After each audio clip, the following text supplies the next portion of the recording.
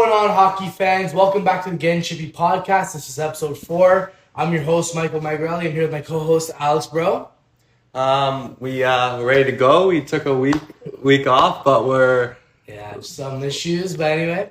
So we're back like we never left, right? Yeah, exactly. So we have a couple things to get to before the episode starts. Just want to let you guys know you can listen on Spotify, Apple Podcasts, YouTube, and other subsidiaries. Also follow us on Instagram, TikTok, YouTube, and Twitter. Yeah. So let's get right into it. Where do you want to start? We got a lot to cover since we missed a week, so we're going to go over a two-week period of what we missed. And do you want to start off with that Leafs Habs game? Let's do it. Who's the chokers now? 7-3. After being up 3-0. Oh, yeah. 3-0. All that just get pumped 7 straight. Oh, my. All that chirping, all the Habs fans were, oh, yeah, the Leafs suck after the first period. What happened now, Habs fans? What happened Let's talk now. Let's talk now. Like, do you know how many times I've had to hear, oh, Leafs are choke artists. Oh, Leafs are this, Leafs are that from Habs fans. And then just to see them get pumped for 7 straight goals after being up 3-0. How does it feel now? Oh, how does it feel? How does it feel, Habs fans? How does it feel? Doesn't feel very good. Yeah, now they know what it's like to be us. Definitely know how it feels to be us. Yeah. Hey, dude, the Leafs played an amazing game that game. They started off slow, couple goals against, whatever. A couple one-timers, a couple bullshit penalty goals, whatever. What did I say after the first period? That we were coming back. Exactly. They're coming back. I had a good feeling because, the Habs are choke artists and they suck, right? So, 7 I had a good unanswered goals. I love it. That just makes my heart warm, just watching the Habs. All my buddies that are Habs fans, they're FaceTiming me at the end of the first period, like saying, fuck you, ha ha ha. Yeah. And then what happens? 7 straight goals. Still 40 minutes left, boys. Still 40 minutes left. 40 minutes. And they said, I'm like, watch, they're going to come back. They're going to come back. They're like, oh, bro, you're stupid. They're not going to come back. What happened now? Let's talk now. Let's talk now. Amazing. But yeah, Leafs, they're good, but I want to also talk about their lows. Then after that, they didn't ride the win very well. Well, they won against Tampa after. Yeah. For what, 4-3 was it? I think it was 5-3. Empty net. So they won 4-3 in an empty net. They played a good, solid game. And they also won against New Jersey. Yeah, against our former coach Sheldon Keefe. Fuck you. Yeah, this is the thing with the Leafs though. Like when they play good system hockey and they're just not running around. When they have good back check, they're a solid team. They're a hard team to beat. But when they're just running around with their heads cut off, once they go down and they're not producing how they should be and they don't have their leaders rallying the team back together, that's when they start to get pumped. Yeah, there's no morale on the bench, right? And then they lose 5-1 to Columbus. And Leafs fans too, we do I saw some comments actually on YouTube after our last podcast. One of these guys was like, oh, why are you bashing Leafs fans? We still sell out the crowd, blah, blah, blah. It's like, yeah, look, I'm a Leafs fan, okay? But we sell out the crowd because we're a hockey city. Yeah. And because a lot of businessmen like to bring their clients to Leafs games. Not because there's actually a lot of fans in the stands anymore. All the fans were in the 300s. All the rowdy fans that go sit in 300 sections. Yeah. All the fans that are rowdy and want to be in the game, they're all in the 300 sections because the tickets are so damn expensive. Exactly. And then you have to pay $11 for a beer. Yeah. I can't even have a beer. Ridiculous. It's ridiculous. And if you want food on top of that, chicken fingers and fries, 20 30 yeah. Bro, the steak sandwich there is $40 for a sandwich. Yeah. It's ridiculous. So you have all these fans that all want to come to the games, but they can't go. And then we sell our whole lower bowl to business. It's all business people there. I've sat in the lower bowl before. It's literally just all suits there. It's literally that's what's been called all season. And it's the soup bowl. Yeah, and it's silent there. Even after Ryan Reeves fight. Yeah, it's still silent. Who did he fight again? What was his name there? Matthew Oliver. Yeah, he beat the shit out of him. And then that, and it wasn't even one of those tilts where it was a quick tilt. They had a good minute and a half, just full on fighting. And then he breaks him up, and then you see, woo. You can hear a penny drop in there. Come on. That kind of stuff happens in Philly, or it happens in New York, anywhere else. The fans are Those electric. fans are passionate. Boston, electric. Like Montreal, electric. Like we said, Boston Bruins have one of the best fan bases in the NHL. Yeah. And then you go to Toronto and it's just silent. Woo. Let me raise my flag. Yeah, like I saw this thing on Instagram. It was so funny. There's like this guy in the 100s. I guess I don't know how he got the tickets because it's all suits now, but he's in the 100s and he had like full gear, like Leafs jersey, shoulder pads, helmet, visor, decked out, everything. And he tries to start a "Go Leafs, Go" chant, and people are looking at him like he's the crazy one. Yeah. He's going, "You're at a Go Leafs game. Leafs, go! Go Leafs, go! Let's go!" Like trying to get the crowd going. Everyone's looking at him like, what do you like? Those type of people that you want at the arena. Exactly. Like he's not the weird one. It's you who's sitting there like a goonie, just sitting there doing nothing. You're the weird one. Such a like. When did we let these dorks in the? I swear it was never like this like 10 years ago. I know, but now it's all season tickets. Like it's good to sell tickets, but those tickets in the hundreds are gonna get sold anyway. Like.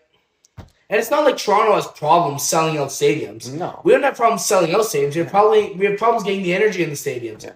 And then we wonder why like guys like Austin Matthews, like I remember he put a comment up on Twitter when he was getting interviewed by Sportsnet or whatever. They're like, how did you feel about the reception after the Reeves fight? And he goes, yeah, like I would have liked to hear them a little more. Yeah. And like it wasn't like the game they lost 5-1, but at that point the game was like 1-0 or 1-0. Yeah, we were up 1-0 at one point. Yeah, we were like, and then we got pumped 5-6. Yeah, like we were either up or the game was tied, I forget. And that fight happens, and it's supposed to bring energy into the building, especially at home, but it brought nothing. It brought absolutely nothing.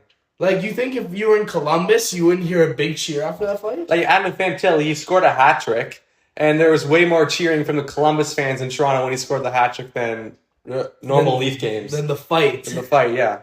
Like, I don't know, how's it possible there's more Columbus fans? Like, we're the kind of fans that you would think we would be like that. Like, we sell out the Buffalo Sabres arena half the time. You can hear goalies go in Buffalo, but you can't hear goalies go in Toronto. And I think that's the main issue, actually. Because in Buffalo, the tickets are actually affordable. Yeah. You can go to the... someone would rather go across the border, waste the gas, go to the Leafs game, and come back that night. And I bet you it's probably cheaper than going to the game here. In gas and in everything. Because you're paying American dollar prices, right? Yeah, but not even that. Like, you're paying... I bet you in the Buffalo vendors aren't charging $11 for a beer and $20 for a hot dog. Yeah. Like, it's ridiculous. Like $15 for popcorn? Are you serious? Like, it costs them like 50 cents to make. Like, how much markup do you need to make?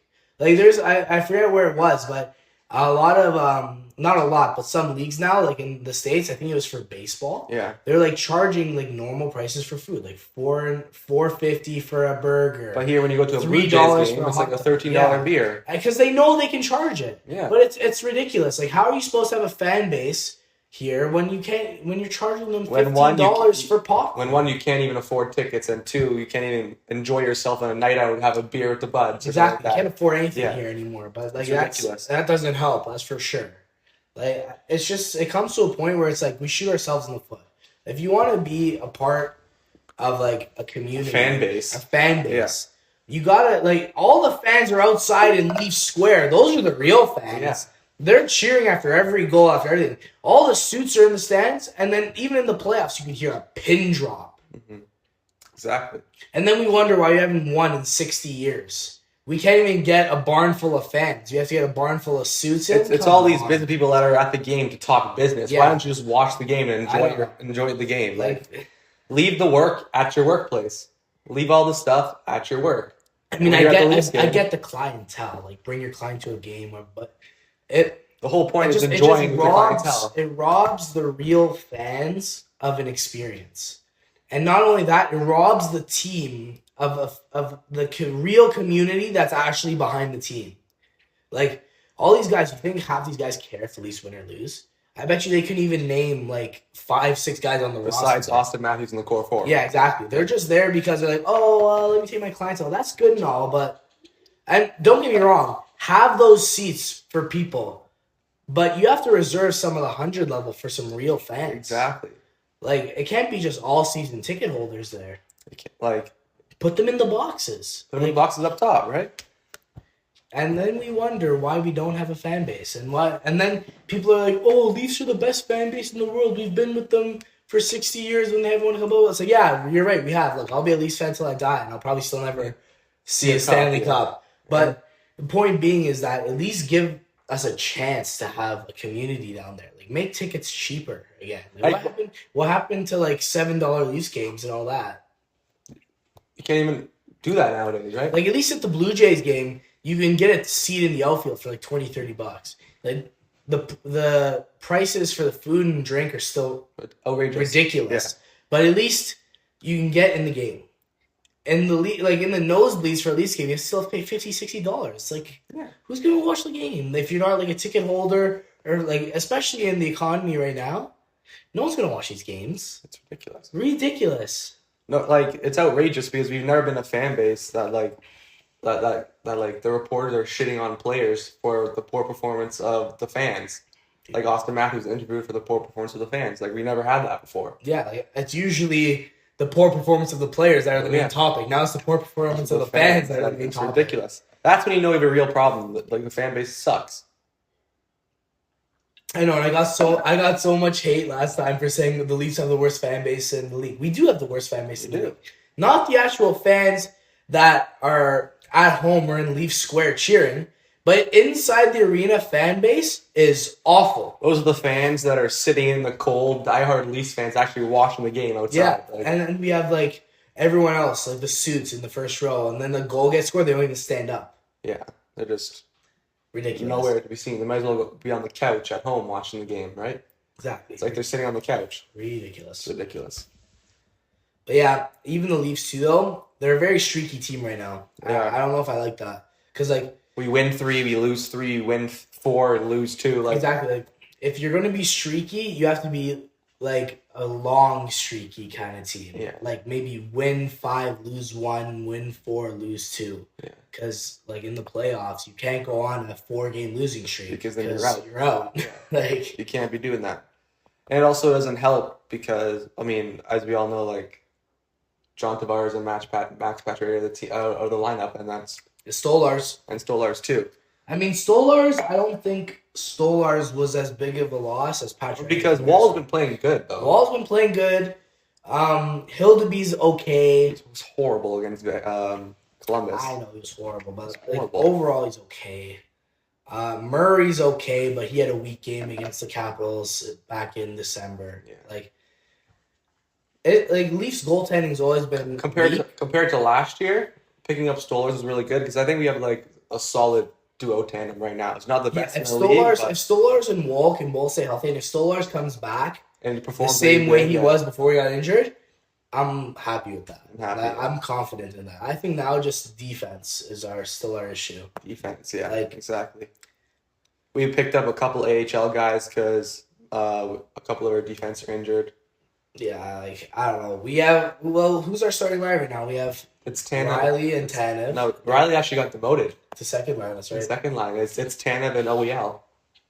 Oliver Ekman-Larsson. That's okay. Two vet guys. I mean, it's good for defense, I guess, but even us, we didn't have a goalie goal. Or sorry, we didn't have a defensive goal. Yeah, we're 25th in the league. Yeah, we had 8 or 9 defensive goals all season. It's ridiculous. Morgan Riley a couple seasons ago did that by himself. Mm-hmm. More, he did 15. Yeah. So if we're not going to have production from the blue line, we might be in trouble this season too. Yeah, especially in the playoffs. In the playoffs, you need to be scoring goals from anywhere, from any forwards defense. And that might be also because the defense are getting a lot of assists too, though. We have a lot of crease crashes this year. We have Matthew Nyes, Cam, he's been on a roll, all these guys that are really good in front of the net. So I can't really blame the defense that much because they are getting pucks on net. They are getting them off the pads. And hey, that's what you need in the playoffs. You need those dirty forwards that are just going to clean up the rebounds and toss them in the net. Dirty goals count as much as nice goals. Exactly. Goals, right? They all count the same. You don't get an extra half point because you made it look cute. Yeah, right? Exactly. So that's what it's going to come down to. It's going to come down to grit. Just how it comes down to every other season. Who wants it more? Who wants to win more? The Leafs for a long time have been struggling with the grit. Oh yeah. We haven't had the grit. It's ridiculous. The same as the early 2000s, or even early. We've had a lot of tough guys in our history on the team, but we never put the right team together. I feel like we've had the Wendell Clarks, the Darcy Tuckers, the Ty Domies, but that's not all it takes to win either. Like, you need a gritty team, sure, but you also need some Score goals. You need, but like it's deeper than that. Like, look at a team like the St. Louis Blues. When they won the cup, they like sucked. Like, on paper, they sucked, but their goalie got hot, and guys started scoring goals when they needed to. They had a good group around them, right? Yeah, like it's something deeper than grit or scoring goals. It's like, I don't even know how to explain it. It's just a team atmosphere. Yeah, the atmosphere has to be confidence, has to be winning, and like when you have a strong goalie behind you, that only feeds into your confidence, because like you can be like, okay, we can allow 1 or 2 2-on-1s because our goalie's got our back. Yeah, we fuck up. Yeah, we got someone back there to save us. You know, like, it hasn't helped the Leafs that the past 7-8 years, like, the goaltending's really been We haven't awful. had a standing goalie in the Leafs in forever. Like, we had like James Reimer, he left. We had Freddie Anderson, he left, and now we've got like Jack Campbell. Jack Campbell. Yeah, we have like 6 goalies in the rotation. Like, Yeah, we need that one true starter. like Bobrovsky or something. Yeah, Like, Borowski, Vasilevsky, all these guys that won a cup, Fleury. All these teams that won a cup had that. Even Binnington, he's still on the St. Louis Blues now. and he's also having a pretty good year. He's actually, yeah, I don't know. Pretty good year. An okay year for him. for compared to the last couple seasons. It's been a good year compared to his last couple seasons. Yeah, he's another streaky guy too. So He won the cup. Took a 2, 3, 4 years, just a slow decline. and now he's like. Granted, his team around them kind of sucked too, but whatever. St. Louis Blues did beat the Leafs both times they played them this year, though. Yeah, Because of Jordan Binnington. they did. I mean, Senators, like, this whole division is ridiculous too. Like, there's 8 teams in the running Or for yeah, the Eastern Conference wild card. that's crazy. Boston, Pittsburgh, Senators, Columbus. Montreal, Columbus, Philadelphia, Philadelphia. all those teams. New And I forget the Jersey. other two. New Jersey, I forget the last one. Yeah. But, like, it's tight. Like, it's a hard division this year. It's by far the Atlantic is by far the most competitive division. Yeah, well, the Eastern Conference Eastern in Conference. general. The Metro is not as tough as the Atlantic, but the whole conference in total is way better than the Western Conference. Yeah, like, the whole conference is just fighting for those last couple scrounging playoff spots. Like, it's gonna be a interesting race toward the end of the season. Like, we'll see who gets hot at the right times, but 8 teams that are mathematically pretty sound for that spot is pretty unheard of in the past couple of years. With the season coming to a close pretty soon, only like 35 games left. Yeah, it's going to be an interesting one. Well, Anything can happen. Like, yeah, like, the Senators are hot right now. They're on a 6-game heater. They just beat the Leafs 2-1. Yeah. That was another one. Although that was a controversial goal, was it a high stick? Was it a kick? Who Yeah. knows? Like, That was another one of those games where it's like you don't get the balances, but it was a hard-fought game. Like, I mean, the Leafs started up 1-0. it was gritty, especially that first period. I thought there was gonna be like a line ball or something. That first period, especially after those 2 injuries, because they one knee on knee each for both sides. Yeah. I thought that game was gonna end in a bench brawl. It always happens. It's Battle of Ontario, right? So it always But happens. it's not like a battle of Alberta, I guess. But it's just like that game in general was just all like you could feel the tension. Yeah. Like, I was watching it on TV and I could feel like the temperature rising.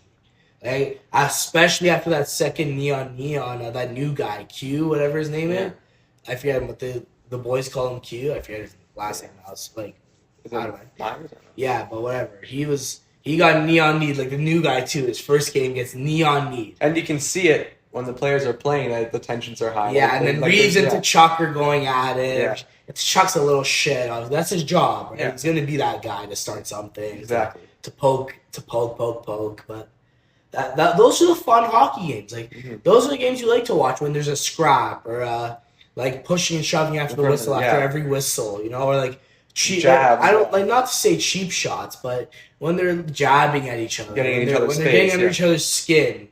You know, that those are the fun hockey games to watch. Like, it's not fun when it's just like the scoring's fun, Yeah. but it's fun when there's like a playoff tone to the game. Like the Leafs Bruins type stuff. Yeah, right? an element to the game. And even the Leafs Bruins rivalry has been lacking the past couple of years because the Bruins always win. Mhm. So it's good that at least the rivalries with Ottawa staying, and hopefully if we see Boston, which Boston might not even make the playoffs. We still, as screwed up as it sounds, and we're in first place right now, but we still might see the Bruins in the playoffs. Like if we get wild card 1, or the Bruins get wild card 1 and the Leafs finish first in the division, we're playing Boston. Yeah, and that might be a scary thing. That's a scary thing, especially we lost them like 5 years in the first round. It'll be very scary to me if Boston makes it or if Montreal makes it, because those are the two teams that we have a long-standing rivalry with, and in the playoffs, all bets are off. Like it's not one of those things where it's like, oh, we have the better team, so we're gonna win on paper. Never happens in the playoffs like that. Not never, but very rarely it happens that the better team on paper is always going to win. Like those series, like we've seen it. Boston versus Toronto, Montreal versus Toronto, like Columbus versus Toronto. We always somehow lose to Columbus. It happens every year. We lose the series against Columbus. We play them 3 times, lose them 2 times, or even 3 times. It always happens against Columbus. We just can't figure it out. We always have trouble. I feel like we play down to their level. Yeah. And now that we have Berube, I think it'll be different because he's a very gritty coach, obviously. And he also has experience in the playoffs too. He won a cup with St. Louis. Yeah, and we never with Sheldon Keefe. He had no experience in the playoffs. And we don't have Sheldon Keefe over there. Yeah. Oh, it's okay, guys. Just have fun. Yeah. No, we want to win. No fun. 57. I don't care. I don't care if you have the most fun in the world losing. No more fun. Win. Period. Win. That's too simple. I bet you'll have much more fun winning than losing. Instead, I have to see Marner and Matthews crying on the bench every year that they lose. Oh my God. Okay, no more of that. Win for me. Win for him, please. I've been watching this team for all 18 years of my life, and I've seen you get past the first round once. Like, come on. They caught lightning in a bottle. And then they lost in the second round. Florida, wild card 2 spot. Yeah, ridiculous. And then Florida's the Cup champions 2 years later. Yeah, they went to the Cup final both years. Yeah. And they were a wild card 2 in one of those years. And they beat Boston, the best team of all time. When they assembled the best team of all time, they beat them in 7 games. Yeah. It's ridiculous. That was a crazy team. President Cup winners. President Cup winners never really win. Yeah, there's this curse going on right now. Yeah, besides Tampa Bay, and even when Tampa Bay one year, they won the President's Trophy, and they lost 4-0 to Columbus. They got 4-0 swept. Yeah. Whoever bet on that made money. They made good money with that bet. I would have never saw that coming at all until it happened, obviously. Yeah. How about the trades? Oh, yeah. Huge trade this week. Martin Nikas, Mikko Rantanen, and Taylor Hall. Taylor Hall, Chicago, Carolina. What can you do? I know, and then Carolina's a good team, man. Bedard must be pissed. Yeah. He must. Yeah. He sees Mikko Rantanen on their payroll, but he's not on the roster. Yeah. I saw this meme. It was so funny. It's like Connor Bedard's face after he sees Mikko Rantanen on the payroll, but not on the roster. And oh my God, it's so funny. Yeah, they lost Taylor Hall. Carolina got both Mikko Rantanen and Taylor Hall. Good pickups. Yeah. Especially Mikko Rantanen. And what did Chicago get? A third-round pick, and they had to pick up some salary. Yeah. I feel so bad for Bedard. He's going to be in a system that sucks for another 2 or 3 Although, years. you got to give it to Chicago will have a bright future in the next couple of years. They'll have a bunch of good draft picks, first-round draft picks. That's what we've been saying about Buffalo. Buffalo's had good draft picks for the last, 5, 6, 7, 8 years. Yeah, but shit for 6, 7, 8 years. Yeah, but it takes time to rebuild a team, right? It doesn't just happen overnight. Yeah, but it also doesn't have to happen in 10 years. The Leafs rebuild happened within 3 years. No. Granted, it was way the Leafs still barely make the playoffs or barely make it past the playoffs. Yeah. But at least the Leafs, they're a good top of the bracket team. From when Austin Matthews got drafted in 2016 and Marner, or was Marner with him? Yeah. Marner, I think, was after him. Was it? Whatever. Yeah. Matthews, Marner, Nylander, they're all drafted around the same time. Same time. And then Tavares gets brought on the team in 2018, 2019? Yeah. So the rebuild was pretty short, but I still, honestly, I feel like the Leafs rebuild finally is almost coming to an end now. Yeah. Because they've had so many pieces coming in and out, and they've been trying to build around this core four for so long. And we've had no success with that. It feels like this rebuild is never ending. We've had no in success. A way. Like, we've made the playoffs every year. We don't make it far. But we don't make it past the first round, except for catching lightning in a bottle. Yeah. I mean, yeah, exactly. We've had no success with this core four, and our chances are slimming down because I like Matthews. I think, I was pretty hard on him the past couple episodes, but I think he's been developing as a leader. He's been developing as a guy. He's a Selke candidate. Yeah, he blocks the most shots out of any forward in the league. And he can score 70 goals in a season. He's the reason that we win most games, especially against that New Jersey game. He's a pretty clutch player. Yeah. He's that guy. If you want to call on someone, he's that guy you can trust to score a goal in the big situation. But then when it comes to the playoffs, he's nowhere to be seen. He's a ghost out there. I don't know what it is. I really don't know what is. I don't even know if it's a culture thing anymore. If it's is it actually just a curse? Can we not shake it? I don't know. 60 years without a cup for an original 16. It's a long time. The last Canadian team to win was Montreal in 1993. It's all been Canadian teams or American teams. Sorry. I know, all these original 6 teams, they haven't really been snubbed for 60 years. Franchise teams that came in 25 years ago are winning more cups. I know. Than the Leafs, and they've been here in the league since 1913, whatever it was. Yeah, Leafs. Original 6. Leafs haven't won since 67. Yeah. Blackhawks 15? I think it was 2015, yeah. Bruins 2011. Chicago. Did we say Montreal? Montreal was 93. New York Rangers was 94. Yeah. And then Detroit was 2004? 2008. Because that's right, they won that year. Yeah, because then the Martin Hossa, the Red Wings won when he was on the Penguins. Yeah. And then when he went to the Red Wings, the Penguins won. It was like a Kevin Durant of hockey. Yeah, so there you go. How can we not win? No other team has gone on a 60-year drought like this. No team. It's the longest drought of any team. I know. Do you know what makes me funny too? These Americans are so funny to me. They go, "Oh, look, all the American teams are winning. We are the best in hockey." You have 27 American teams. They have 27 American teams, and on every American team roster, at least 50% or more is Canadian. Yeah. So don't give me that. We have the American teams are. No, they're not. You guys just take all the Canadians and put them on your team. Yeah. Are you kidding? We have 7 Canadian teams. We're outnumbered every year. American teams. I know, it's not even that though. These American teams, they're all Canadian and European. There's 5 Americans on every team. It's ridiculous. Now at least the Americans they're starting to flow into the game a lot more. Even European, it was always very Canadian heavy, all the winning teams. Mm-hmm. So now even Europe is flowing in. Russia, Finland, Switzerland, Sweden, all these teams are starting to feed more guys. Slovakia. As we can see in the World Juniors, all the prospects are European. Well, Canada had a lot of prospects. Their stock might have gone down after that performance. The Americans have won back-to-back World Junior Championships. Yeah. And now they're getting talkative because they won back-to-back. Well, they're looking good, but also Canada's looking bad. Yeah. It's not because they went up against a strong Team Canada and kicked the shit out of them. They went up off a Team Canada who was poorly constructed. How do you leave Michael Misa, Cristal, Seneki? How do you leave these guys off a Team Canada roster? I don't care. Canada's big problem usually is that they have too much star power. But it came almost to we had none. We had none. Yeah. We couldn't score a goal. But how do you not score? How do you not pump Latvia 10-0?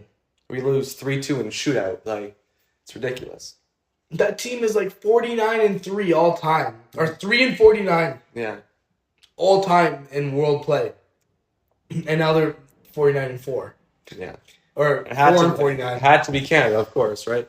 We can't catch a break. The Canadians can't catch a break, man. I know, like it, like a lot of bad bounces, but still, you should be pumping. I know, and we scored in the penalty. That was so long ago, but it still haunts us. It still haunts me. Exactly. That was our first episode. We talked about that, and look, it's still coming back to our head. Like, it just comes to a point where like Canadians as a whole are loyal to the end to the game of hockey, and they're loyal to the end to their team, but we're also like sick and tired of the same thing every year, like Leafs getting eliminated first round, Canadian team making to the finals and losing. It's just like, maybe like Vancouver burnt down their whole city when they lost. Vancouver's like riots. Yeah, you will never see that in America. I'll tell you that. Never. We're so passionate about this game, but you can't catch a break. Yeah. And McDavid, man, like if he doesn't win a cup, his legacy will never be sealed. In my opinion, that's like the same thing we had about Ovechkin's legacy. Ovechkin's legacy was sealed not because of how many goals he scored, not because of how many points he got. It's because of the cup. Because of the cup. The cup seals your legacy. In every team sport, your championships seal your legacy. Even furthermore, his legacy might get sealed more if he passes Gretzky in goals. Yeah. If he passed Gretzky in goals, but didn't win a cup, he would have been just that guy who was good at scoring goals. Yeah. They couldn't win. Yeah. Right? So, like, the legacy debate always, for me, comes to obviously how good of a player you were. But it comes down to, could you bring your team to a championship? Because the greatest players of all time bring their team to championships. Yeah. Like, the Crosbys of the NHL, the Wayne Gretzkys, the Alex Ovechkins, they all have a championship. They've all been able to pull, like, the Washington Capitals were like the American Toronto Maple Leafs for a very long time with Ovechkin. They would lose to Pittsburgh every single year. And every single time that they lost to Pittsburgh went to win the cup. Yeah. Exactly. They were that team. They were that close. And Ovechkin still pulled his team, dragged them through the mud. And that one time... And they beat the shit out of Svechnikov on the way. And that one time the Washington Capitals beat the Pittsburgh Penguins, that's when they went out to win the cup. Like, enough talking about those superstars. Let's talk about McDavid's superstars and his suspension. I mean, look, should he have cross-checked him in the face? Maybe not, but did he deserve it? Oh, yeah. 100%. Did Granlund deserve the cross-check?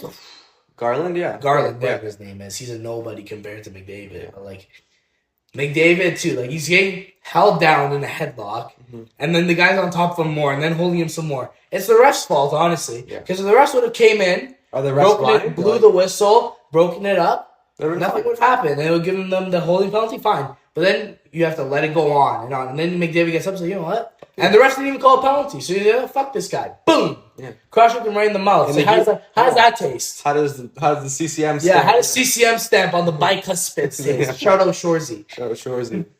Like, there you go. He deserved it. Like, what? You want to hold the guy down, pinning him in a headlock for 10 minutes, for 5-6 seconds? Fine, sure. No interference from the ref? Yeah. And then who got cross-checked behind the plate, too? I forget who it was, but the Vancouver player cross-checked, whatever. One of the guys I went to, he cross-checked him right in the jibs. Like, boom, like, right here. Are the refs blind nowadays in the NHL? Like, and of course, in the heat of the moment, you're going to cross-check him. You're in a headlock for 5-6. I know.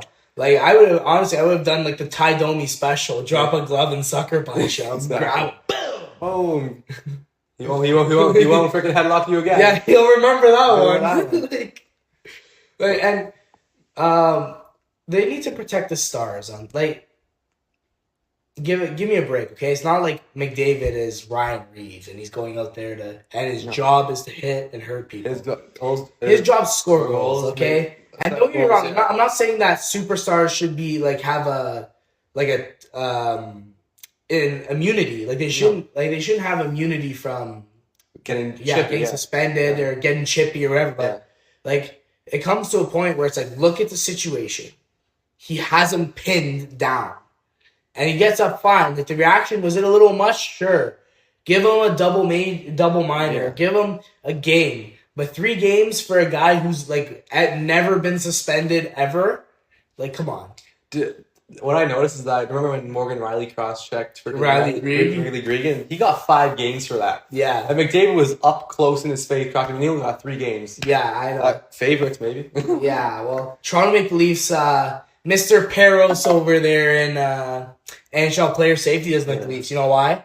Because when he was playing for the Montreal Canadiens, Colton Orr grabbed him and knocked him out. Yeah. Boom! Go to sleep, Peros. Yeah. And now ever since then, he's been hating on the Leafs because he got put to sleep by a Leaf. Yeah, put what was it, like 20 years ago? Put it to bed already. Whatever, but I mean, I guess it's hard to put it to bed when you get embarrassed on national television. You're literally sleeping on the ice. Oh.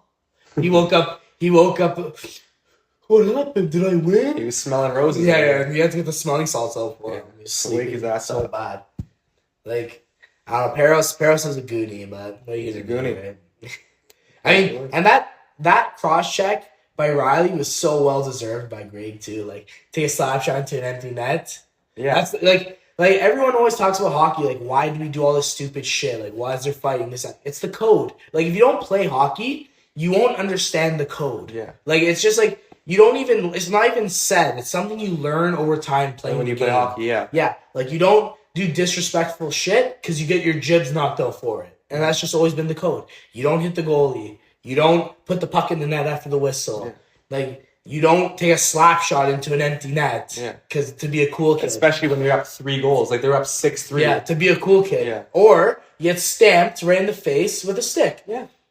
And then you learn. And, like, even back in the day when they used to fight a lot more, like, if the the big guy didn't answer the bell to fight the other big guy, someone else would have to pay for it. And then you'd be the dickhead in the locker room after because you were scared to fight. That's hockey. Like, it's not like any other sport. Maybe you see hints of it in, like, lacrosse. Maybe. But hockey is it's its own culture. Like, it's not like anything else. And that's, going back to winning in the playoffs, that culture is how you have to build a team around. You don't build a team around a player. You build a team around a culture. And that player, whoever you're building the team around, has to be the first one to buy into that culture. Exactly. And the culture is what wins you championships. The deep-rooted want to win is what will win you championships. The will, exactly. Yeah. Are you willing to buckshot with your face for the boys? Like, you'll see Tanev do it. Yeah. Tanev, no problem. Anything for the win, man. Exactly, and we need more players like that. We need more Tanevs. Like, everyone's saying Tanev's old, this, however, whatever. Okay, Tanev is the guy we need on the team. We need Tanev. We need OEL. And I think we need one more defenseman. That's a vet and knows what it's doing. Yeah, and knows what he's doing on the ice. Trade deadline's coming up soon, so we haven't seen any moves from the Leafs yet. Yeah, I mean, who would we even really trade? One of the 3rd, 4th liners, maybe for a nice depth guy, a nice guy that can put in points. Would you want to trade like a Tavares or a Marner at this point in the season? I mean, I would want to trade Tavares now because you actually get value from him. I don't think he's on injury right now. I know, but if you trade him now, he'll get more value than trading him at the end of the season when he's off contract. He's old now and might not get the same money for him. So yeah, I don't know too many teams that would want to pick up a Tavares contract right now. $11 million for a depreciating asset. Yeah, getting older in age, maybe can't. I mean, he's playing well. Don't get me wrong, but playing very well. He got injured in practice. You guys legs slid up from under him. Now he's out week to week. Fall. Yeah. I know. That's what happens when you get old. Yeah, your muscles and things start to break, right? Deteriorate. I feel so bad for him. He was on such a hot streak too, and he's proving everyone wrong. Yeah, everyone said it was finished. Everyone said it's over for him. Why do you even take this guy? And he's playing well. But honestly, I think the Leafs started going downhill once they got Tavares. Yeah. Instead of signing Tavares, they should have signed They should have signed 3 players. They should have signed Drew Doughty. He Toronto boy, wanted to come back to Toronto. Solid two-way defenseman. That's what they always say. Oh yeah, he's a Toronto boy, wants to come to Toronto, but does he really want to come to Toronto? Yeah, he wanted to. And then we took Tavares. Tavares was a great goal scorer. But we don't need goal scorers. We have goal scorers. We need to keep the puck out of our own net. We need culture guys that bring the boom. Like, you see Drew Doughty and Matthew Tkachuk, when they play against each other, it's hate. It's hate. Like, can you think of any... Or like Ryan Reeves and Tom Wilson. Yeah, but can you think of any time you've ever seen, like, Marner go out there and be like, I hate that guy? No. He's not that type. If anything, I've seen Brad Marchand go after him. Yeah. Brad Marchand's like, I'm going to get you. I'm going to get you. And Marner's like... Oh my God. He's shaking his He's going to get me. Yeah. Like, come on. Speaking of Brad Marchand, this guy's choking out people. He's just grabbing his... Grabs him by, like, Thanos hold him. Like, what is he... Like, I know that's his game, He's a repeat offender. He licks people. He chokes people. He trips people. Whatever. Do you know what, though? We can talk all this shit about Marchand. He owns the reason why he wins championships is because of he has his own style of play, and he lives by it. Yeah. He's a little rat sometimes, but he can score goals, and he's a leader. The media gets after him for what he does. He doesn't give a shit. He doesn't care. He doesn't care. Like, he's that guy when there needs to be energy injected into the building, he does it. When he needs energy injected into his team, he's the guy, and that's why he has a C. The hierarchy. Yeah. He's next in line. He got the C, and he's doing exactly what Bergeron and Chara were doing before him. Yeah. And it's been working well for the Bruins. This year they're having a bit of a down year, but they just won their last 2 games. They won against the Avalanche too, solid team. Mm-hmm. And they made it to the finals, twice, 3 times in the past couple of years? Like, they won in 2011. Yeah, they won in 2011, but even the last couple of years, they made it against St. Louis, they lost. That sucks. They made it against... who else and they lost, but yeah, they're a solid team, solid leadership, and Marchand's style of play, like the little chippy bullshit. He's not like one of those chippy guys like Nick Cousins, because like he's a rat. Nick Cousins is like one of those guys where he gets hit, like he does some stupid shit, and then he just curls up into a ball. And speaking of Nick Cousins, that was the guy Brad Marchand choked. Yeah, exactly. It was. Exactly, because Nick Cousins is a little wimp. He's like, don't touch me. And then he's waiting for the ref. Whoa, look what he's doing. Look. Yeah. Wimp. Do something back. Like, I remember, I forget who he smashed from behind. I think it was last season. Yeah. Someone on the Columbus Blue Jays, defenseman on Columbus. Oh, yeah. And then, it was Provorov or something like that. No, not Provorov. Provorov plays for Flyers. Or is it, what's his name? Whatever. Anyway, so he hit the Columbus defenseman face first into the boards. He gets up and he punched him, but both of them didn't get thrown out of the game. So then, like, in the third period, he took his number, he grabbed Cousins. Like, Cousins was just skating in with the puck. He didn't care. Grabbed him, threw him on the ground. And started Cousins turtles up, and he's just fucking feeding him. Yeah. It was the best thing I've ever seen. Cousins is like the Sean Avery type. Yeah. Like, he's just one of those guys that nobody likes. Not even his own teammates. Waving a stick in front of you. Like, he's one of those guys that's just like, bro, come on. Yeah. Like, if you're gonna do all that ratty shit, you gotta be ready to take something. Yeah. Like, if you're gonna be that guy on the ice that goes to piss everyone off, you're gonna have to be ready to drop the mitts. He's the guy that just turtles up and if you don't want the smoke, lay under the radar, right? Exactly. If you don't want to be with the big dogs, get back on the porch. Yeah. Like, come on. Like, you see, Marchand, like, whatever. He's a tiny guy. He'll be a pest, a little tiny little shit. And I mean, he was backed up by Chara for many years, but still, like, he can hold his own. Like, he's that guy. If he has to drop the gloves, he will. Like, you saw him. He struck fear into Marner, and he's smaller than Marner. He went up to Marner and said, I'm gonna get you. I'm gonna get you. You're next. I'm gonna get you. And Marner was like, oh my God. You know, so, like, we need a Marchand on the Toronto Maple Leafs too. I would love to see a Marchand, but Marchand would never leave the Bruins. I think he's going to be one of those guys that's bound to the Bruins until either he retires or until he's closer, like a Zdeno Chara kind of thing. Because then Chara left, he went 1 year Washington, and New York Islanders, and then he called it quits, right? Yeah, but they should have kept Chara, in my opinion. That was a little bad for the Bruins too. Like, you might as well keep him. He was a depreciating asset, though. He's getting put him on a lower contract and you put him at the bottom couple lines. Like, you know, he did his job. He won his cup. What else do you want? But when Chara left, they picked up Pat Maroon. So yeah. I mean, he was one of those guys too. Like, when he was in his prime, he was a scary guy too. Big slap shot, tall guy, not a guy you wanted to mess with. Yeah. Like, you need those guys on the team. You need skill guys on the team that can also bring the boom. Like, I'm the number one fan of Ryan Reeves. I love him being on the bench, but he also does take up a spot for a skill guy. Yeah. Whereas you have a guy like Chara who can lay the boom, who can bring that oomph to the game, But can also like play the game. Like Reeves isn't really there to play the game. He's there to sit on the bench, and when we need a strength shift or a momentum shift, he's the guy to go out there. Oh, and that was so funny too. Going back to 7-3 Leafs win. Yeah. How does it feel, Arbor? He's pointing at the scoreboard. Yeah. Buddy, look where you're pointing. 7-3. It was 3-0 at the time. I know.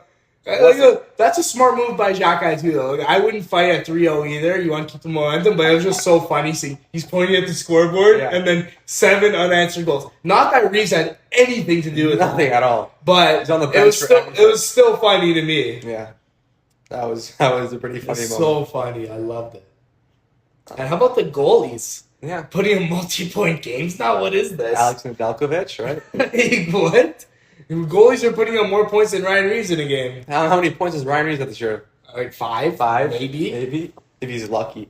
Has he even scored a goal this year? Yeah, he has a couple. Yeah. But like they're all like tip. He's the guy you stand in front of the net and tip the puck, right? Like he's good for that too.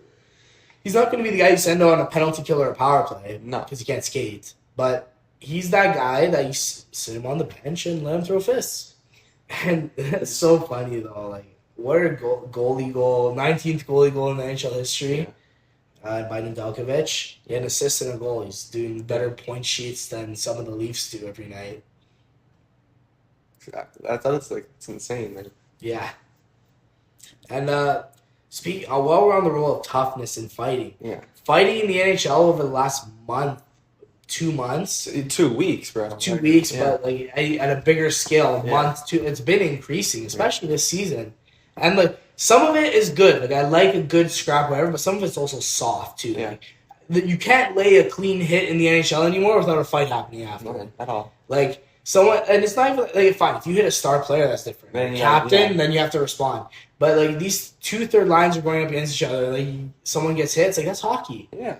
Get up. It's a contact sport for a reason. You're wearing equipment. It's a contact sport. But if it's like you hit if you hit like I remember Connor McDavid against the Kings, he got smashed in the open ice.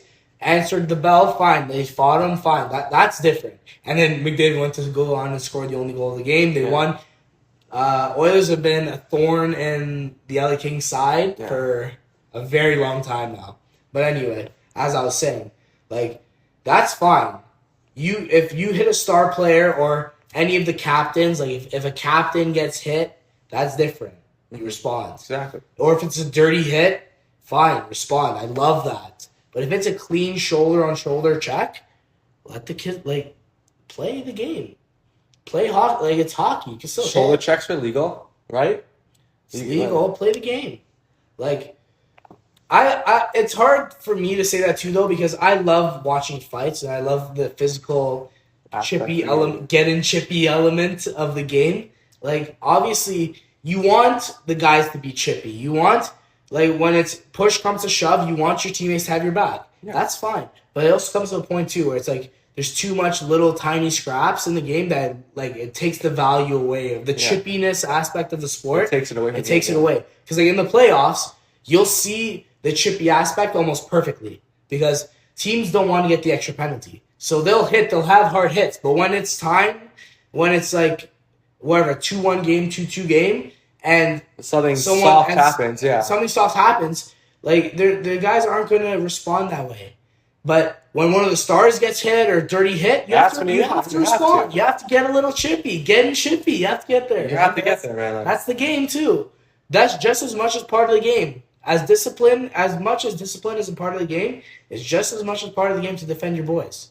Like, are you really going to be that little coward that won't defend your team? No. And those are the guys that get singled out on the team. Like, and those are the type of guy once you like a star player gets hit and you jump in, you gain the respect from the player. Yeah. From the player that got hit, right? Exactly. And it builds a character. Like, have you ever watched the movie Goon? Yeah. Like, not to compare NHL to Goon. Yeah. But when he's with Lafreniere, whatever, when they're roommates, whatever, and like he knocks on his bed, he's on the wall. He's like, "Yo, look, I don't care if you spit in my face. I don't care what you do to me. I always got your back." And that's not even what hockey players want. That's what all like men want. You always want that one guy to always like push comes to shove, you get into a scrap, have He's your there, back. yeah. Or so you get hit from behind, have your back. In life in general, but especially in hockey. So then and then you see the respect build. Then when Glatt fights, he gets his equipment and brings it back to the bench. Like, good fight, right? That's the game in a nutshell. Like, you want to score goals, you want to get assists, you want to be a points guy, you want to win games. But when push comes to shove and shit goes down on the ice, You need guys out you there. you want every guy on the ice to be fighting. Who who cares if they're the smallest guy on the ice? You still gotta like Exactly. It's the good old saying. It's like, can't fight is acceptable. Won't fight it's not unacceptable. That's not just for hockey. That's for life. That's for everything. Because I feel like it also brings, as I was saying before, culture. You have that culture of like, we will die together. We will play together. We will do everything together. And those teams are the tightest knitted teams that will win. Pittsburgh Penguins, St. Louis Blues, Boston Bruins, Chicago Blackhawks. All those teams are so tight knit that they just want. And you're even seeing that on shittier teams now, like the Chicago Blackhawks now with Bedard and Foligno. It's like a son and father relationship there. You know, like, just having that like mentality that the veterans protect the younger players or the bigger players protect the smaller players. Yeah. I played, like, when we played hockey and football, it was the same kind of thing. Even in football, not that you can really fight in football, but in football, there was something going off every whistle. Yeah, right? Yeah. In football, when the quarterback gets hit after the whistle, who are the first guys in? The linemen. Yeah. Like, protect little bro. Yeah. Hockey. When the stars gets hit, who's the first guy in? Usually that big fat defenseman. Yeah. Or the Matthew Tkachuks of the world. Right? Like, I would much rather you get in a fight and get absolutely pumped than you cower away and not fight at all. Exactly. Yeah. You have to. It's always that thing in hockey. You always have to answer the bell. When the bell's Even rung, if you get pumped, right? It's because that expression comes from UFC, right? Answer the bell. You have 10 seconds, or boxing. You have 10 seconds to answer the bell. And like, when the bell's rung, you're in there. Someone's got to fight. Yeah. And you're not going to be the little coward that stays on the seat and doesn't get up to fight, right? That shows your weakness, right? It's a weak culture to build on the team. And obviously there's times where you have to let some shit go to get a power play. I'm not talking about that. I'm talking about when there's a visually dirty play. Yeah. Like plays like where... a Paul Correa, Scott Stevens. Yeah, plays that should never happen. Like... The Paul Correa, exactly you said, the Paul Correa, but some Cronwall hits too. Like, everyone was scared of Bufflin. Like, who is not scared of Bufflin? He's 6'3", 250 pounds. Like, you have absolute but like steamroller. Milan Lucic, he was the bad boy of the league for like 10 years. Like, everyone was scared of him. He ran Miller on Buffalo, and everyone was like, huh, just like pushing him into the glass. Like, that's cute. That's cute. What was it? Yeah. That's cute. And then you see it happen in like minor league hockey. Everyone's gloves are flying off. The coaches are hopping in the ice fighting the other coaches. It's like no-show whale shit hockey. This shit happens. Like, sometimes, honestly, I feel like no-show whale shit hockey has more culture than in the NHL. Exactly. Obviously, like, fine, they're getting paid. You want to score, you want to win this, however. But like, you see these fights happen, like brawls. And I know it's different. It's a different mentality. Like, half these guys have to get up and go to work tomorrow. But I'm just saying, like, you also want to see that in the NHL. That's the code. Once again, you want to see that in the NHL. You want to see teams that are so tight together, they're willing to fight beside each other. They're willing to, like, freaking die. Like, I'm not saying, like, guys like Austin Matthews have to drop the gloves. Like, obviously, you have the guys on your team that are for that. You have your Ryan Reeves. Your Chris Tanev. You have your Chris Tanevs. You have your OELs. You have your McCabe's. You have those big guys on the team that are meant to do that. But you also have to see some push and shove from the stars as well. Like, look at Nathan McKinnon on the Avs. Yeah. He's good for a good Tilly. He's good. Yeah. He's a big boy, too. 6'3", 220. He's good for a good Tilly once in a while. Right? Like, very good situation. But he puts up 120 points. He's Hart Trophy winner, whatever the points one is. Like, he's still there on the score sheet. But when push comes to shove, he ain't afraid to throw. Like, his captain... Gabriel Landeskog. Landeskog got smashed from behind. Or maybe it was Mikko Manton, I forget. And he's in there, gloves off, just jumped the guy, ready to go. Yeah. And that Avs team, I think that's why they won the Stanley Cup. They were a skilled team, But they were so tight, that team. They were- All their yeah. superstars were willing to fight back. They had Like, grit, man. now Mikko Rantanen's gone, but when they had Mikko Rantanen, McKinnon, Landeskog Landeskog. was out that whole playoffs and that whole year because some guy sliced his leg open. Yeah. Yeah, but I'm just saying, like, that team, all their superstars, like Landeskog especially, all the superstars on that team are willing to fight. Maybe not McCarr, but you know what I'm saying. Most of the players on that team are willing to fight for that team. Yeah. And, like, obviously you have your roles, that's fine, but you also have to be ready to answer the bell if you have to. Like, Austin Matthews, I don't think he's ever dropped the gloves in his career. I think one time he dropped the gloves. Really? Yeah. I don't think so. Because I'm pretty sure. I'll tell you for sure Marner hasn't. Because I'm pretty sure there's this thing on TSN. It's like the first 50 goal scorer to drop the gloves in a while or something like that. Oh, maybe. Something like that. Like, but he's a big boy too. Like, he's like a big body out there on the ice. He's menacing in general. Like, even if he isn't the guy to like throw the fist, at least he's the guy to like throw a big hit. Because Matthews, honestly, in that respect, he's gotten way better with the physicality shots, off the puck. Like, he's good with his physicality on the puck when he has it, protecting the puck, whatever. But he's gotten even better with the hitting, with the blocking shots, or even with the when he's defensive trying to mind win of the game. puck back, right? With the tenacity of the game, he's gotten a lot better. And that comes with time too, though, when you're in the NHL. And now he was a vet. He's a vet now. He's seen the NHL. He's been in the league for what? 8 years now? Yeah. He's been around the league for a while now, and he knows what to do, right? Yeah, he's been in the game. And that's all it comes down to. Winning teams will always have that deep-rooted fighting Irish culture around them. You know, they'll always have that. And that's what wins you games. That's the only thing that'll win you games. Four Nations. Four Nations. It's coming up, I think, in February. Yeah, that's a good. The All-Star game is. Do you like that substitute for the All-Star game? I love it. Yeah, you would rather watch that than the I'd rather All-Star watch game? the All-Star because the All-Star game is like every one player at least from every single team goes now. There's like instead of like the best players in the world now. Yeah. Okay. How about it's kind of here? I'll make this harder for you. Four Nations face off or the old school World Cup of hockey. Team Canada, North America, Russia, USA, Europe, Sweden, Finland, Slovakia. I like the aspect of more teams in the World Cup of hockey compared to only like the Four Nations. Only Four Nations. Like all aside the politics going on in Russia right now, they should be in the tournament for sure. Yeah, they should. Like regardless of the like, politics in Russia, that has nothing to do with hockey players. Would you rather see Finland in the tournament over Russia? Yeah, no. I'd rather see Russia. I'd rather see Ovechkin, Malkin, all those guys in the playoffs. So yeah, Svechnikov, Bobrovsky. They'd make a good, solid Russian team. I'd rather see that than the Finnish. Yeah, the Finnish are by far the weakest team in the Four Nations, by far. Yeah, the best are the Americans, the second best are the Canadians, and the third best are the Swedes, in my opinion. Yeah, I agree. Swedish are like an underdog, but like I think they're a dark horse team. Like if I were to bet on any other team besides Canada to win, I'm betting on the Swedes. Especially now Canada lost a huge depth player in Alex Pietrangelo. He dropped out. Yeah, why did you drop out for? I don't know. Maybe like he doesn't want to risk injury during the season. What team he's on? Vegas. Vegas. Maybe he wants to stay healthy. Maybe we'll have another chance at the cup or something. Like I don't know. That's just doesn't want to risk injury. That's just ridiculous to me.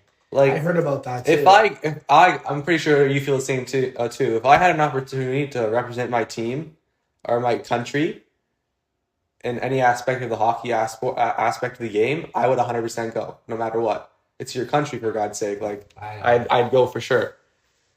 Yeah, it's not really saying why, but it said he had some injury trouble. Yeah. A couple weeks ago, he had an upper body injury. He was up for a little bit, but he's not currently injured.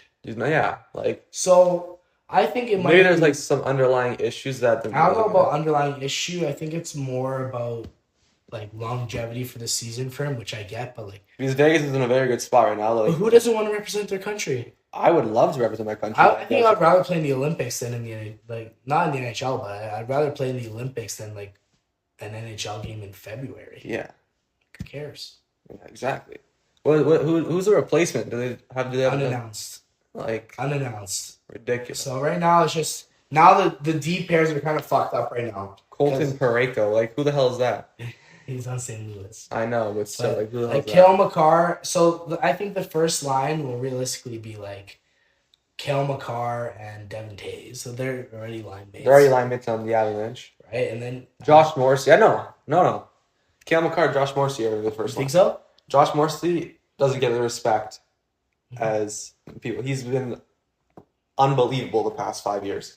Okay. Top 10 defenseman by far the past, even top 5. So then it would probably have to be then Devin Taves and Shea Theodore. Yeah, I think that's a good pairing, in my opinion. Me too. But now I would have rather to see Alex Pietrangelo and Devin Taves, But now we have a weak third pairing, Colton Parayko and Travis Sanheim. Like, well, they're gonna have to replace Pietrangelo. Like, who can they really replace him with? Morgan Riley? No. I don't think he'll make it. Darnell Nurse? Where the hell is Dougie Hamilton? Retired. Or like a... No, he's still playing. He plays in New Jersey. He's having a great season. What's his name? Is Jacob Slavin Canadian or is he American? Jacob Slavin, another great defenseman. Should be in there as well. Is he Canadian or is he American? No, he's United States. Mm. He was born in Colorado. But who would we replace? I wonder who they're forecasting to be his replacement. I'm trying to think.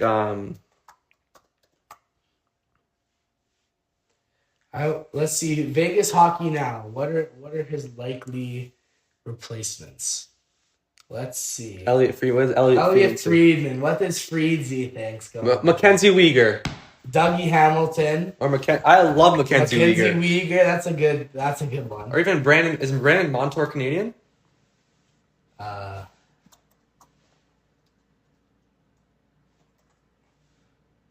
Brandon Montour is a Canadian professional hockey player in Ontario. I would love to see Brandon Montour. You think so? I would love to see it. Montour's been lighting it up too. He's had a pretty good season. Yeah, even after he's had 37 points. What's he at here? Okay, 23 points. That's not bad. Yeah, he's playing an okay season. I mean, I wouldn't mind seeing any of these guys, to be honest with you. Like, we have so much depth. They're thinking at the defense position. They're thinking Evan Bouchard is going to be the guy, though. Bushbaum. Yeah.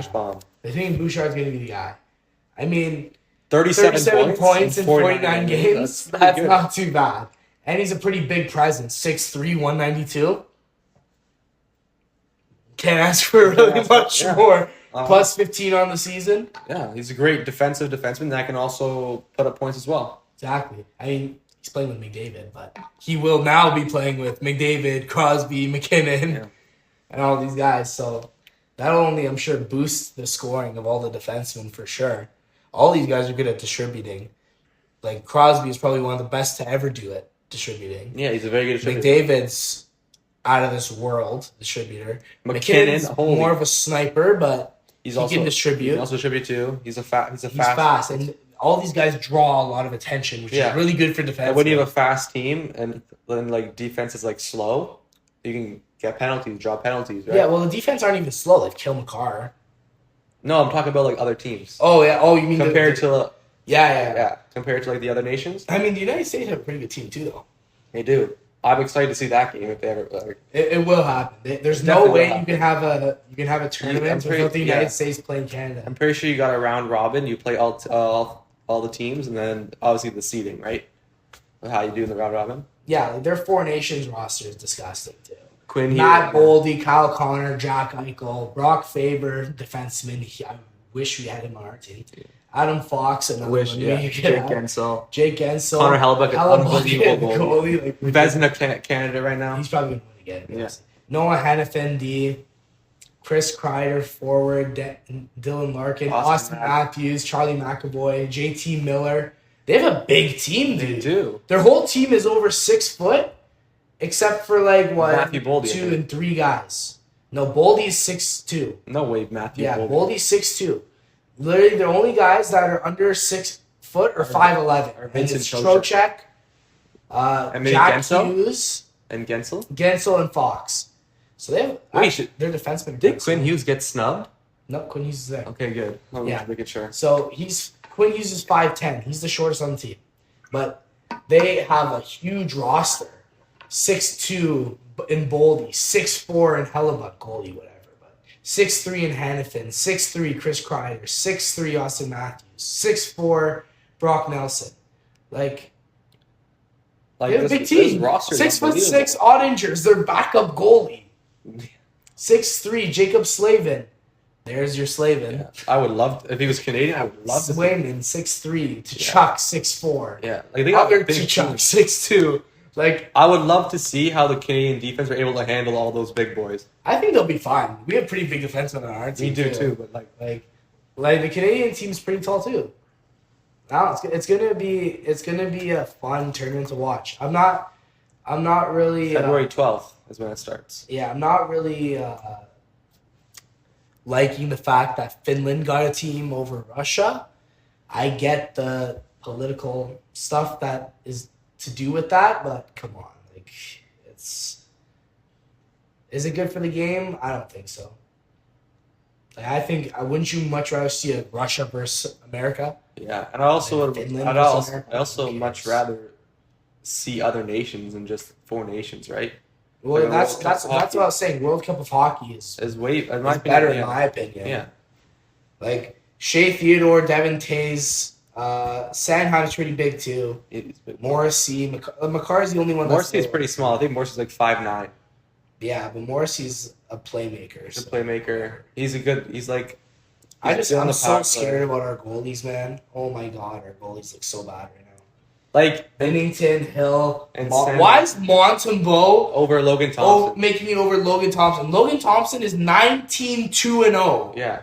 What's Sam Montembeault's record right now? Let's see. Montembeault, yeah, exactly.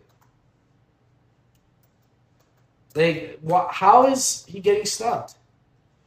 It's unbelievable. I don't think anyone expected him to go off this season. That's why. But go off. But he's been playing stellar. 19-2-0, and half those games he didn't even play with Ovechkin. Yeah. Like it comes to that simple thing. Like, look at who's hot right now. Why do we have Aiden Hill on the team? He's not even playing that well. He's not. The only one that's like maybe revival for this team is Bennington. But Bennington has a hot head too. I bet she'll get thrown out of one of the games. Yeah.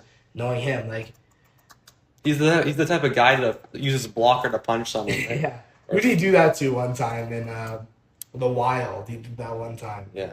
Smashed him right in the nose with a blocker. And that hurts, dude. I know. Like Sam Montembeault, he's 17-3. He's a 500 goalie right now. Not like 899 save percentage. Yeah. And instead of 19-2-0, we're gonna have 17-3. It's unbelievable. What's going on? It's gonna be a rough one. Oh well. I'm still very excited to see what Canada has in store for us. So I don't know. I just think goaltending is gonna be. We're gonna be a Toronto McLean style team. Hopefully, we score more than the other team scores because we're not gonna keep much out of our net. So hot take. I think we have the weakest goaltending out of all the 4 nations. Not hot take. It's factually correct. Yeah. Like, let's see who would our starter be? Jordan Bennington. Yeah. I think Aiden Hill will be that because I think they're all gonna get their games. They're all gonna play at least one game. But I'm saying starter, like finals. Who's starting? Finals. Probably Bennington. Yeah.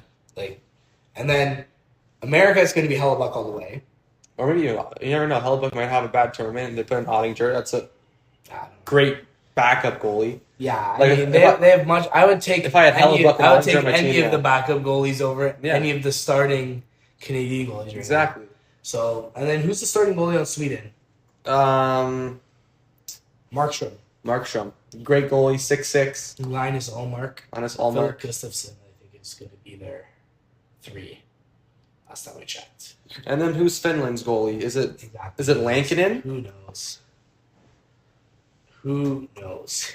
Like, we need the Juuse Saros. He's good. Juuse Saros is a good goalie. He's good. Korpisalo and Lankinen. Yeah. But I would so much rather watch Vasilevsky, Bobrovsky. Yeah. I would so much rather watch that game. Ovechkin. Svechnikov. Just do World Cup of Hockey again. I still have the Russia. Kucherov. I went to the Russia versus Sweden game in 2016. I still have the hat. Yeah. Come on. Let them in. I know it's political BS, but It's hockey. Hockey hockey. brings countries together. Even during the Cold War, you had Russia playing America, and instead of them battling with guns, they battled on the ice, and that was like good enough for them. Yeah. You know, they battled in the Olympics. That was good enough for them. Like, what does the war have anything to do with hockey? Yeah, like hockey brings people together. It's always like Hockey Night in Canada. That's the first thing they say. Hockey is everyone's sport. It brings us together. That's like, the main line. It makes no sense. Like, Russians are able to play in the NHL, but they can't have their own team to represent. I know. Or even when we were watching tennis, Arina Sabalenka. yeah, Russian, they can't even put her flag on the thing. Like, come on. Mhm. Ridiculous. What's that going to do? Nothing. Not putting your flag on the thing's going to change anything going on. It's sports. Sports brings people together. Sports unite people. Simple. Like, don't do all that stuff. But whatever. And then, yeah, that's really all I got. Anything else you want to say? I'm pretty sure, yeah, it's a good coverage of the last 2 weeks, no? I'd say so. Yeah. All right. Let's do it. Well, thank you for watching episode 4 of Gettin Chippy. Again, you can watch us on YouTube, Apple Podcasts, Spotify, and all their subsidiaries. You can also check us out, shorts, short form stuff, Content. anything funny.